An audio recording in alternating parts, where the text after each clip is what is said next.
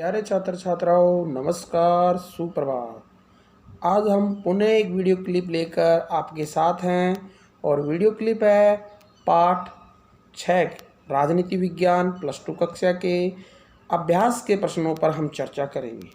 प्यारे बच्चों, जैसा कि आप जानते हैं, हमने इस पाठ में आपको पढ़ाया 1972 से लेकर 1980 तक के जो चुनाव प्रक्रिया हुई, सरकारें जो बदली, उसके बारे में, जो आपातकाल लागू किया गया उसके बारे में अध्ययन करवाया।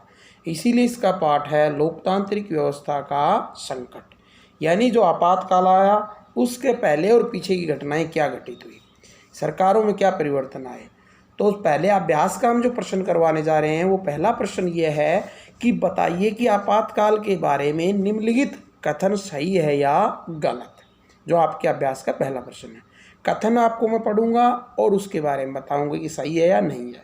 पहला, आपातकाल की घोषणा 1975 में इंदिरा गांधी ने की। ये बात बिल्कुल सत्य है बेटा, क्योंकि आपातकाल की घोषणा इंदिरा गांधी के द्वारा ही की गई थी। 25 जून 1975 को की गई थी। तो पहला कथन आपका सत्य हुआ। दूसरा, आपातकाल में सभी मौलिक अधिकार निरस्त कर दिए गए थे। ये बात भी पूरी तरह सत्य है, क्योंकि आपातकाल जब लागू हुआ तो उसके बाद हमारे जो मौलिक अधिकार संविधान के द्वारा दिए गए हैं, चाहे जो पहले 7 होते थे संपत्ति के अधिकार के समेत, वो अब समाप्त हो गए, एक तरह से निरस्त हो गए। समाप्त नहीं, निरस्त, यानी जब तक आपातकाल रहा व्यक्ति अपने अधिकारों की मांग के लिए कोर्ट में नहीं जा सकता था। तीसरा, बिगड़ी हुई आर्थिक स्थिति के मद्देनजर आपातकाल की घोषणा की गई। ये गलत बात है बेटा, इस बात में पूरी तरह सत्यता नहीं। हालांकि देश की स्थिति अच्छी नहीं थी आर्थिक रूप से, परंतु मुख्य कारण यही नहीं था आपातकाल लागू करने का। अगर ऐसा होता तो आर्थिक आपातकाल लागू होता। मुख्य कारण था इंदिरा गांधी का प्रधानमंत्री पद जाता देखकर इंदिरा गांधी ने राष्ट्रीय आपातकाल लागू किया था। उसको डर सताने लगा था उसका प्रधानमंत्री पद छूटेगा और उसे कहीं जेल में न जाना पड़े।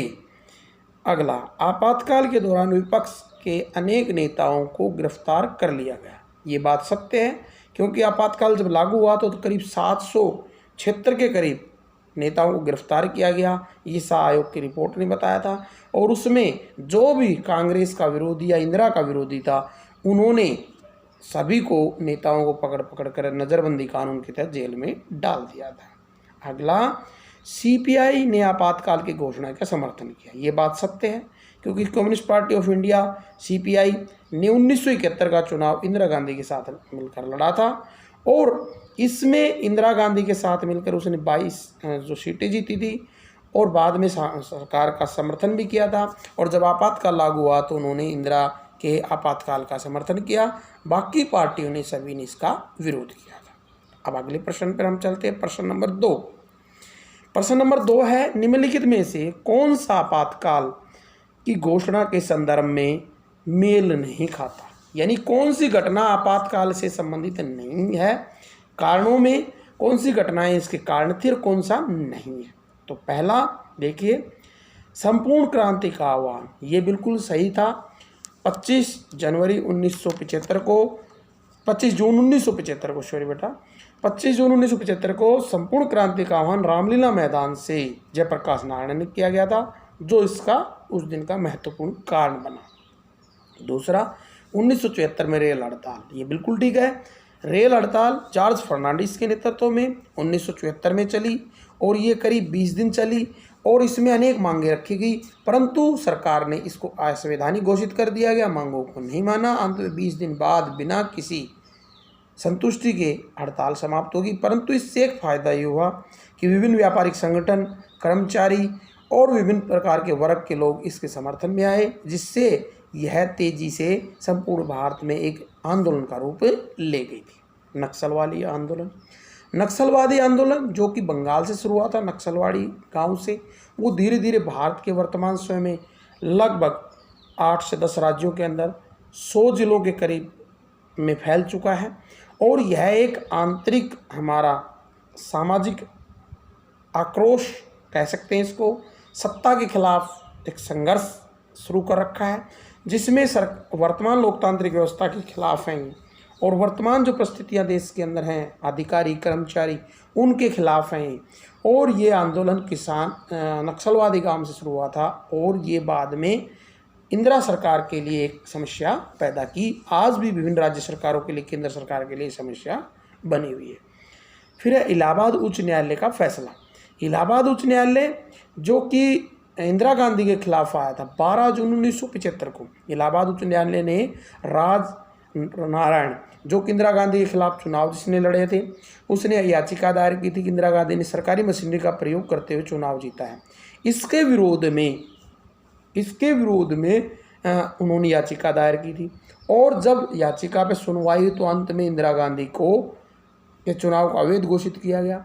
मामला सुप्रीम कोर्ट पहुंचा। सुप्रीम कोर्ट ने भी यथास्थिति बनाए रखते हुए जब तक फैसला न आ जाए तब तक इंदिरा गांधी को सांसद तो रहने दिया, परंतु संसद की कार्रवाई में और जो प्रधानमंत्री रहते हुए मंत्रिमंडल की जो बैठकें करते थे उन पर रोक लगा दी, जिससे इंदिरा गांधी उद्वेलित हुई।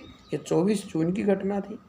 और अगले ही दिन 25 जून को रामलीला मैदान में बहुत बड़ा विपक्षी पार्टियों का सम्मेलन हुआ जयप्रकाश नारायण के नेतृत्व में। और उसी रात को इंदिरा गांधी ने डर के मारे आपातकाल लागू कर दिया था।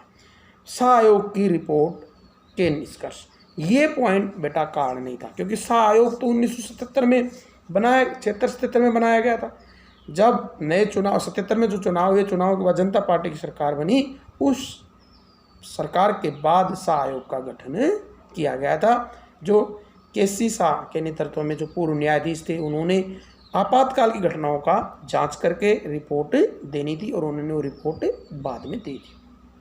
अब है मिलान करना, आपने कुछ क्रांतियां, नारे और व्यक्तियों के नाम दे रखे, उनको मिलाना आपने। संपूर्ण क्रांति किसने की? संपूर्ण क्रांति का नारा अभी हमने बताया था आपको, जयप्रकाश नारायण ने किया था। गरीबी हटाओ का नारा किसने दिया? इंदिरा गांधी ने दिया था 1971 के चुनाव में। छात्र आंदोलन कहाँ से शुरू हुआ? बिहार से शुरू हुआ था। जबकि रेल हड़ताल किसके नेतृत्व में चली थी? जॉर्ज फर्नांडिस के नेतृत्व में। तो ये हमने 3 प्रश्न पर चर्चा की। आगे हम प्रश्न आपसे चर्चा करेंगे अगली वीडियो क्लिप में, ऑडियो क्लिप में आपको समझाएंगे। आशा आपको ये समझ में आए होंगे। ये प्रश्न आपने अपनी फेयर नोटबुक में भी लिखने हैं, अभ्यास की कॉपी के अंदर, अभ्यास के प्रश्नों को और उत्तरों को। आशा है आपको समझ में आए होंगे। धन्यवाद। अगर आपको पसंद आए हैं तो इसे लाइक और सब्सक्राइब जरूर कीजिए और आप बार बार इसको यूट्यूब पर जाकर रिवाइज कीजिए ताकि आपको ये अच्छी तरह से याद हो जाए। धन्यवाद।